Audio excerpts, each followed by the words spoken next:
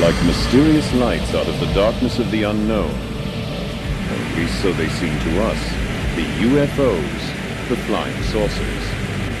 As real as they may appear at the time, they are nevertheless intangible illusions between fantasy and reality.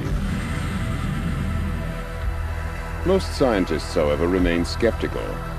They speak mostly of unexplained phenomena, of optical illusions, or refer to the secret research carried out during the period of the Third Reich. A documentary of mystical stories. What's more, these phenomena are even mentioned in the German Armed Forces technical manuals. As a matter of fact, the world's first reported UFO sighting seemed to confirm this theory. On the 14th of December, 1944, Reuters reported in the New York Times, "A mysterious illuminated ball is the latest Nazi air warfare weapon. This means that towards the end of the Second World War, Germany was in possession of a secret weapon which displayed all the typical characteristics of a UFO." Our quest for German UFOs has been extremely difficult. We gathered together mysterious reports and stories, underground literature, photographs, sketches, and fragments of handwriting, and we tried to make contact with individuals who had been involved with the former secret societies Thule and Friel, as well as the Black Sun organization. One person we encountered would only say, "Those who know do not speak. Those who speak do not know." The first part of our puzzle took us to pre-First World War Vienna, where all sorts of esoteric, occult, and Sumerian ideas and material were circulating. Ideas which would later be taken up by the Third Reich, and with them the vision of a new and unconventional technology. It was a period which witnessed an enormous blossoming of various secret doctrines and orders: Templars and Rosicrucians, Illuminati and Freemasons, Anthroposophists, Theosophists, Neo-Templars and Armanen. Some of them seemed suddenly to have woken up after a centuries-long sleep.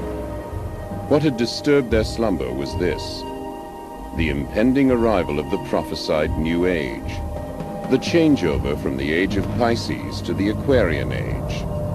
Every one of these groups felt themselves called upon to make their mark on the approaching era. At the beginning, heretical theologians as well as Oriental, Nordic, and Atlantis scholars all worked in concert, fascinated by one goal: the new golden age.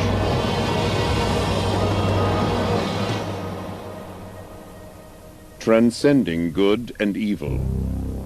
From the beginning of time, this concept has triggered a conflict in the spiritual world, between light and darkness, between white and black magic, between occultism and wisdom. Our Earth and its spiritual dimensions, which are the thoughts of humanity, are the mirror of these conflicts. Each time every human being makes a decision, he is faced anew with the choice between two paths: the white road of unselfish love, or the black road of selfishness, which ineluctably leads to doctrine. Every individual who comes into contact with higher learning considers himself basically good. And yet, the two principles are still within him, obligating him to examine which thoughts and deeds he will use to serve which power.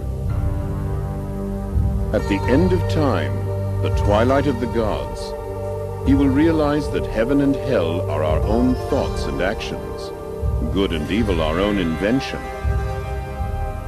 Then he can draw on this experience to make the journey home to completeness. The powers of darkness and light serve only one Lord, the creator of all things. They have the one goal of availing ourselves of the life experience to create a race of superior beings. Power without love can only lead to catastrophe.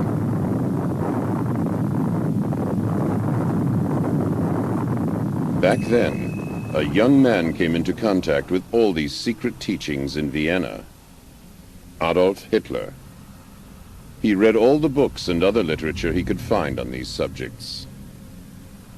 Hitler soon evolved a vision whereby he realized the world would have to be reforged to pave the way for a new age. The way was now marked out for the steps he would take. The sole power that seeks renewal and yet creates destruction. By the same token, this period would also see the development of positive knowledge, which would lead to the creation of a comprehensive technology. And once again, our search for clues in our quest for the alternative technology, supposedly responsible for the German UFOs which would appear later, led us back to Vienna, to the year 1917. 4 men and a woman met here in the Viennese cafe Schopenhauer. The young Maria Ortisch, a spiritualistic medium from Zagreb, the student and fighter pilot Lothar Weitz, the occultist, orientalist, and officer Karl Haushofer, Rudolf von Sebottendorf, an occultist who had recently returned from the Orient, as well as Prelate Gernot from the Order of Knights Templar. Their subject was the coming of the New Age. They spoke of secret revelations, the Spear of Destiny, the magical violet black stone. They discussed the possibility of making transmedial contact with the ancient Germanic and Babylonian deities, Ishtar, Ostara, and Isais, and of communicating with distant worlds, not only on this side, but also on the other. It is quite likely that this coffeehouse meeting witnessed the birth of the secret Thule Society, which in turn later spawned the German National Socialist Party, the SS, Black Sun, and the Friel Society, which in its turn gave a foundation to the occult activities of the Third Reich and the new comprehensive technology. And the beginning of German UFOs.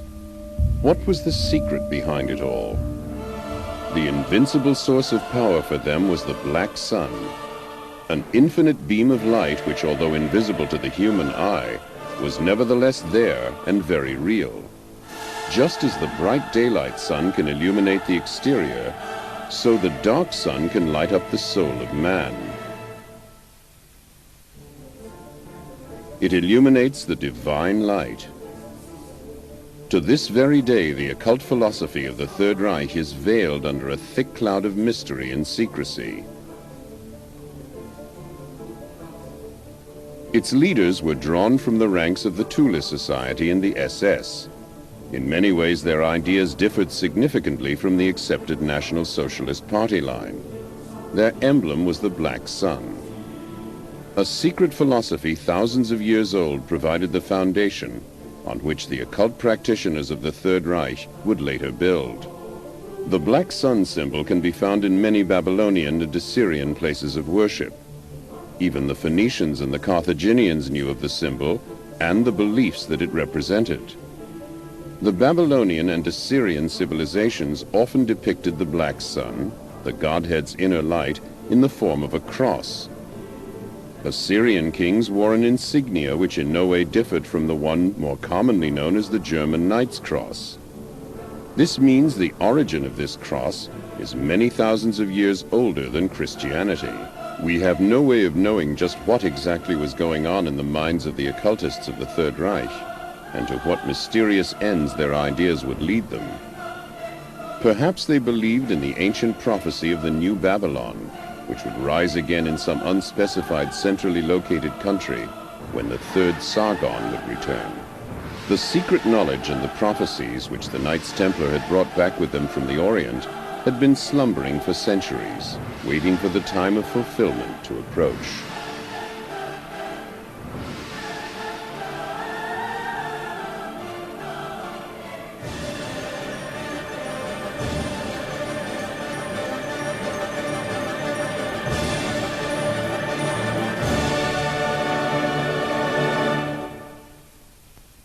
In 1919, von Sebottendorf joined with Karl Haushofer and Dietrich Eckart to form the Thule Society. This was to be a melting pot of various occult orders, with a network of connections throughout Germany.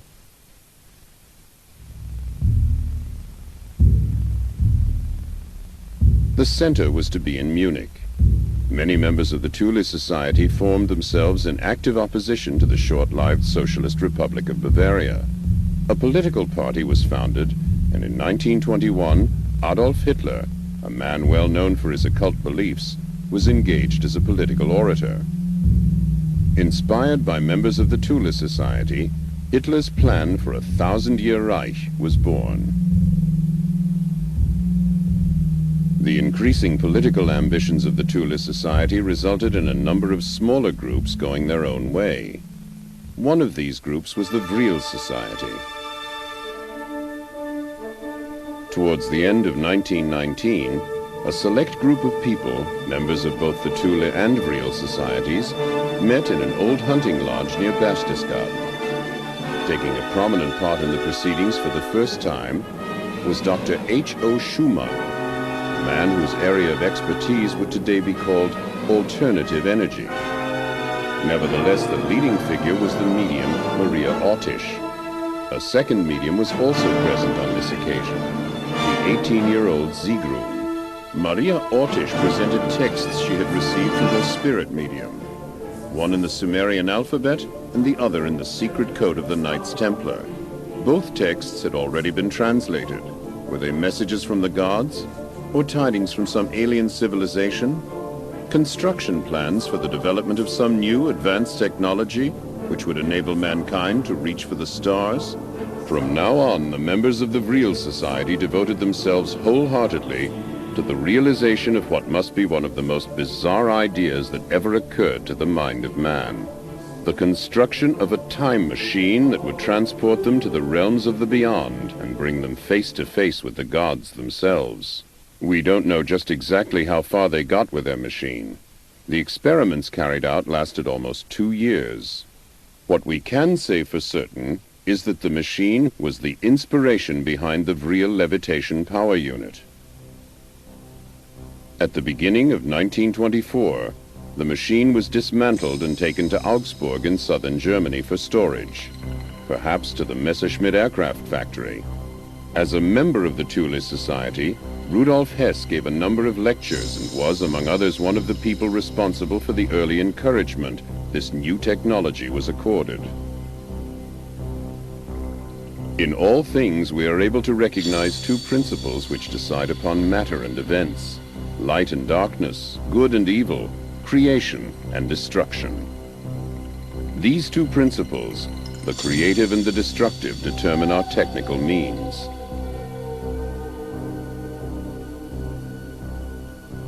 Another advocate of this new technology was Victor Schauberger. Your propulsion theory